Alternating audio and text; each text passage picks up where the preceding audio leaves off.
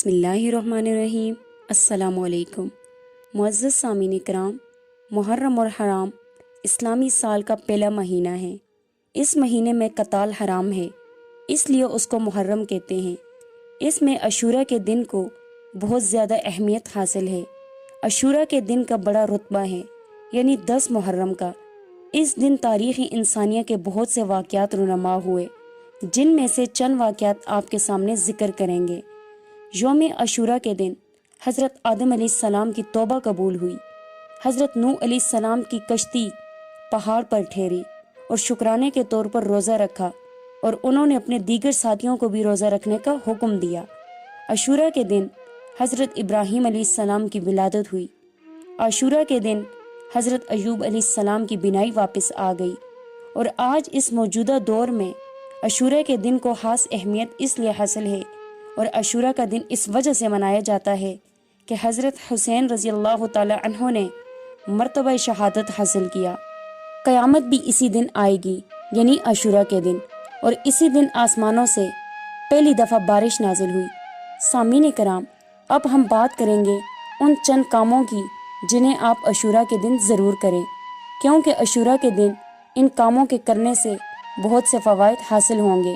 وہ چند کام یہ ہیں جو آپ نے عاشورہ کے دن کرنا ہے۔ عاشورہ کا دن ایک عظمت والا، برکت والا دن ہے۔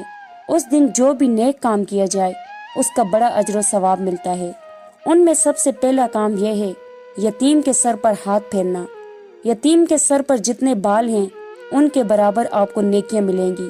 اسی طرح حضرت عباس رضی اللہ تعالی عنہ سے مروی ہے کہ نبی پاک صلی اللہ علیہ وسلم نے ارشاد فرمایا، جو شخص عاشورہ کے دن یتیم کے سر پر ہاتھ پھیرے گا تو اللہ اس کے بال کے برابر اس شخص کا ایک درجہ بلند کرے گا۔ دوسرا کام، عاشورہ کے دن غسل کرنا بیماریوں سے بچاؤ کا سبب ہے۔ اس حوالے سے نبی پاک صلی اللہ علیہ وسلم کا فرمان ہے، جو شخص عاشورہ کے دن غسل کرے گا وہ کسی بھی مرض میں مبتلا نہ ہوگا سوائے مرض موت کے۔ تیسرا کام، عاشورہ کے دن توبہ استغفار کرنا۔ اس دن اللہ توبہ استغفار کرنے والوں کی توبہ قبول فرماتا ہے۔ حضرت موسیٰ علیہ السلام پر وحی نازل ہوئی، اور اس وحی میں حکم دیا گیا، اپنی قوم کو کہو کہ وہ 10 محرم کو میری بارگاہ میں توبہ کریں۔ جب 10ویں محرم کا دن ہو تو میری طرف نکلے، میں ان کی مغفرت فرماؤں گا۔ عاشورہ کے دن روزہ رکھنا، اس دن روزہ رکھنے کا بہت اجر ہے۔ نبی پاک صلی اللہ علیہ وسلم نے عاشورہ کے دن خود بھی روزہ رکھا اور اپنے ساتھیوں کو بھی روزہ رکھنے کا حکم دیا۔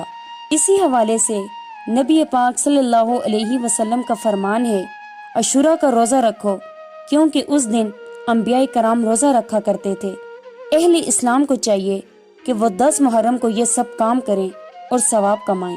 اب بات کریں گے ان کاموں کی جو عاشورہ کے دن نہیں کرنے چاہیے، اور جو کام عاشورہ کے دن کرنا منع ہے۔ عاشورہ کے دن سیاہ کپڑے پہننا، بال نوچنا، ماتم کرنا یہ منع ہے، اور کسی بھی اوزار سے اپنے بدن کو زخمی کرنا حرام اور گناہ ہے۔ حضرت عباس رضی اللہ تعالیٰ عنہ سے روایت ہے کہ نبی پاک صلی اللہ علیہ وسلم نے فرمایا کہ 4 کام میری امت میں جہالیت کے کام ہیں: فخر کرنا اپنے حسب پر، عیب نکالنا لوگوں کے نسب پر، بارش طلب کرنا ستاروں سے، ماتم اور نوحہ کرنا۔